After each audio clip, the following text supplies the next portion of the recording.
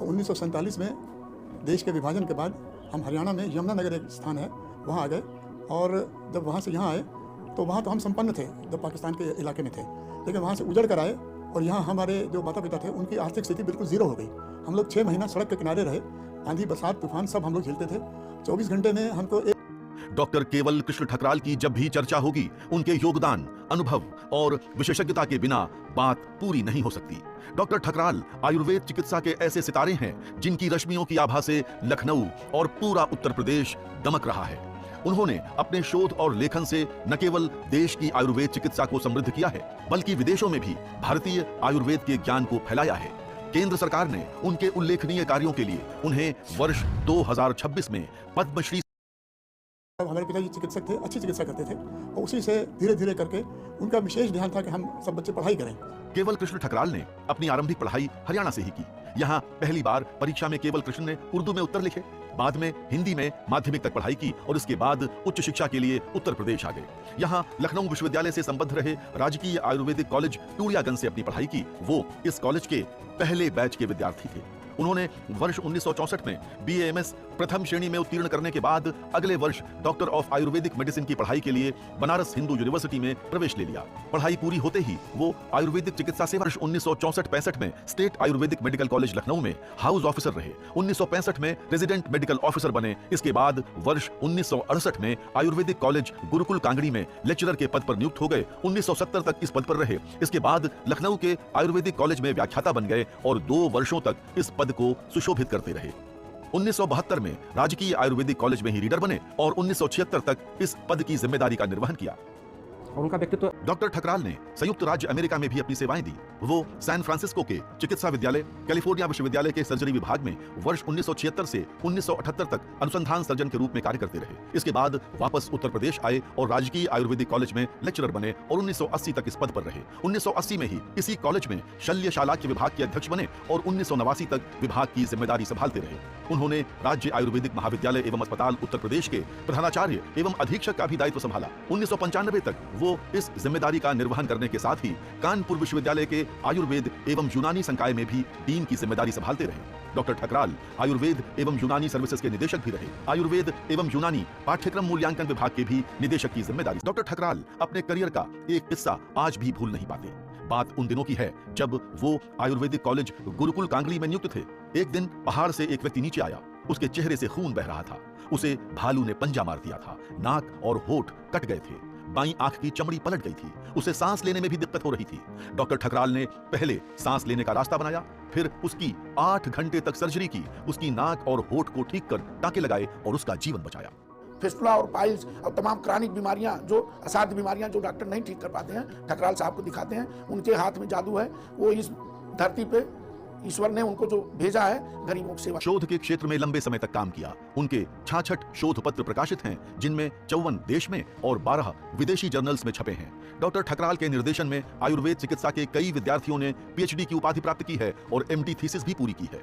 Doctor Thakral को आयुर्वेद चिकित्सा में शोध के लिए वर्ष 1979 में fellow of international college of angiology, वर्ष 1997 में बनारस हिंदू विश्वविद्यालय की fellow of academy of Indian medicine और वर्ष 2001 में राष्ट्रीय आयुर्वेद विद्यापीठ नई दिल्ली की फेलोशिप भी मिल चुकी है। डॉक्टर ठकराल पुस्तक लेखन के लिए केरल के तिरुवनंतपुरम के सरकारी आयुर्वेदिक महाविद्यालय में कार्यशाला संचालित करते रहे हैं। उन्होंने हिंदी में शल्य तंत्र के सिद्धांत पुस्तक लिखी है। चौखंभा संस्कृत ओरिएंटेलिया वाराणसी प्रकाशन ने वर्ष 1987 में इसे प्रकाशित किया है। उनकी दूसरी महत्वपूर्ण पुस्तक क्षार सूत्र एंड फेस्टुला इन एनो अंग्रेजी में वर्ष 2012 में प्रकाशित हुई। सुश्रुत संहिता एंड इट्स कमेंट्री बाय दल्हना का हिंदी अनुवाद वर्ष 2014 में प्रकाशित हुआ। सुश्रुत संहिता का शल्य चिकित्सा सार पुस्तक वाराणसी से वर्ष 2017 में प्रकाशित हुई। डॉक्टर ठकराल CCIM नई दिल्ली के प्रकाशन विभाग के मॉडरेटर भी रहे हैं। उत्तर प्रदेश आयुर्वेद सलाहकार समिति लखनऊ, भारतीय चिकित्सा केंद्रीय परिषद नई दिल्ली की शिक्षा समिति, स्वास्थ्य एवं परिवार कल्याण मंत्रालय नई दिल्ली के आयुष विभाग के क्षार सूत्र पर राष्ट्रीय कार्यबल के सदस्य भी रहे हैं। Uttarakhand public service commission Haridwar, Banaras Hindu विश्वविद्यालय वाराणसी, उत्तर प्रदेश लोक सेवा आयोग प्रयागराज के विशेषज्ञ सदस्य भी रहे। 2013 में लखनऊ विश्वविद्यालय के राज्य आयुर्वेदिक महाविद्यालय में संस्थागत नैतिक समिति के अध्यक्ष भी रहे हैं। उनकी अगुवाई में नैतिक समिति ने कई महत्वपूर्ण निर्णय लिए हैं। वर्ष 2013 में ही तत्कालीन राष्ट्रपति ने बनारस हिंदू विश्वविद्यालय के आयुर्वेद विज्ञान संस्थान में आयुर्वेद संकाय की चयन समिति में भी उन्हें नामित किया था। उनका जो काम करने का उनका सर्जिकल हैंड, मतलब आज भी वो सर्जरी को लेके उतने ही उत्साही रहते हैं। किसी भी मरीज का कोई भी काम हो, अग्निकर्म हो, जलौका कर्म हो, हमारे यहाँ जितनी भी विधाएं हैं वो सबको आज भी वैसे ही प्रैक्टिस करते हैं। वो वर्तमान में कल्याणम करोति मोती महल लखनऊ के प्रशासनिक परिषद के उपाध्यक्ष हैं। डॉक्टर केवल कृष्ण ठकराल सेमिनारों, सम्मेलनों और सीएमई में वक्ता के रूप में शामिल होते रहे हैं। उन्होंने 88 सेमिनार और सम्मेलनों में वक्तव्य दिए हैं। 34 सीएमई में भी अतिथि रहे हैं। उन्हें आयुर्वेद चिकित्सा में महत्वपूर्ण योगदान के लिए वर्ष 1991 में आयुर्वेद रत्नाकर और वर्ष 1992 में आयुर्वेद बृहस्पति सम्मान मिला था। उन्हें ग्लोबल ओपन यूनिवर्सिटी नागालैंड की ओर से वर्ष 2010 में राष्ट्रीय हर्बल संरक्षण पुरस्कार भी प्रदान किया जा चुका है। वर्ष 2015 में बनारस हिंदू विश्वविद्यालय के इंस्टीट्यूट ऑफ मेडिकल साइंसेज की फैकल्टी ऑफ आयुर्वेद की ओर से शल्य विज्ञान रत्न सम्मान भी दिया जा चुका है। डॉक्टर ठकराल को वर्ष 2016 में लाइफ टाइम अचीवमेंट अवार्ड समेत कई अन्य पुरस्कार भी मिले हैं।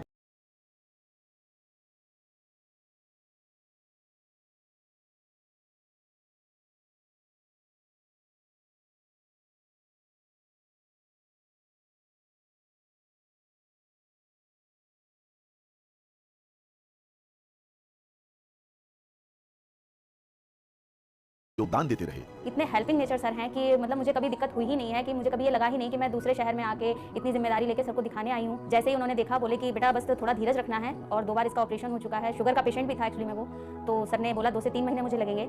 जितना उन्होंने सर ने समय दिया मुझे, उतने समय के अंदर ही वो ठीक हुए, और आज की डेट में लगभग 3 से 4 साल हो चुके हैं कि वो ठीक हो गया है। उन्होंने अपने प्रयासों से अब तक 47 बार ब्रोंकियल एस्थमा राहत शिविर लगवाए हैं। इनमें हजारों मरीजों को न केवल ब्रोंकाइटिस और एस्थमा के बारे में जागरूक किया गया, बल्कि उन्हें निःशुल्क दवाइयां भी दी गईं। डॉक्टर ठकराल 4 दिव्यांग सेवा शिविर भी लगा चुके हैं। इसमें दिव्यांगजनों की समस्याओं के समाधान के साथ ही उनकी अन्य सहायता भी की गई।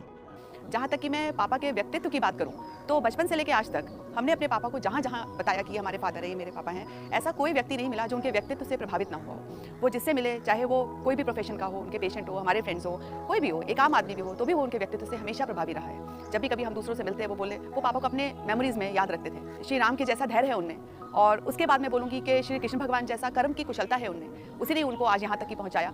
और वही कर्म की कुशलता वो हम सब चारों बहनों में भी है, और वो सिखाते हैं कि कर्म करते जाओ, अपने फल की चिंता मत करो। हमारा पूरे परिवार के लिए ये बहुत ही गर्व और खुशी का विषय है कि पापा को जो है तो पद्मश्री सम्मान से सम्मानित किया जा रहा है। मैं बता नहीं सकती हम सभी कितने गौरवान्वित और अभिभूत है पापा को जो ये सम्मान मिल रहा है।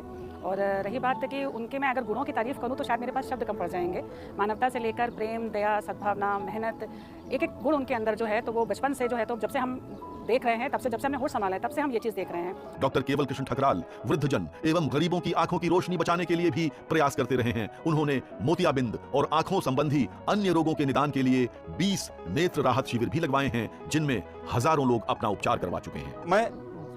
डॉक्टर ठकराल ने 4 सूत्र क्लिनिक का संचालन भी किया और पारंपरिक आयुर्वेदिक सिद्धांतों को आधुनिक शल्य चिकित्सा के साथ समन्वित करने में महत्वपूर्ण योगदान दिया। घाव भरने पर उनके शोध और आयुर्वेदिक शल्य चिकित्सा पर उनकी पुस्तकों को व्यापक ठकराल आज 88 वर्ष के हैं।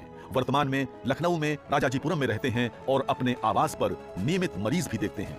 डॉक्टर के ठकराल उस पथ के राही हैं जिस पर उनकी चिकित्सा सेवा का प्रकाश हमेशा फैला रहे।